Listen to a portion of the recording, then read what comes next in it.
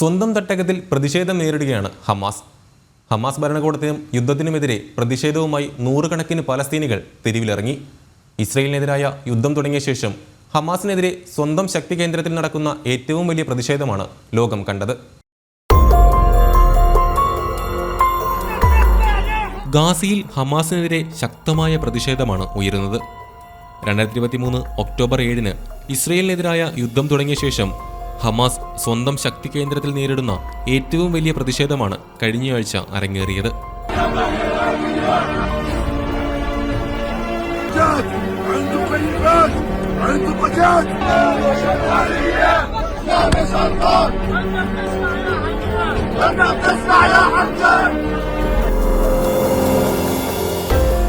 വടക്കൻ ഗാസയിലെ ബെയ്റ്റ് ലാഹിയയിലെ തെരുവുകളിലാണ് പ്രതിഷേധങ്ങൾ കൂടുതലുണ്ടായത്.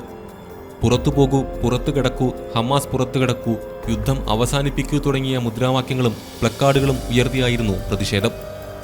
ഞങ്ങൾക്ക് സമാധാനം വേണമെന്നും ഭക്ഷണം കഴിക്കണമെന്നും പ്രതിഷേധക്കാർ ആവശ്യപ്പെടുന്നു. തെരുവിലിറങ്ങിയ പലസ്തീനികളെ മുഖംമൂടി തിരിച്ച ഹമാസ് അനുകൂലികൾ ബലമായി പിടിച്ചുമാറ്റി.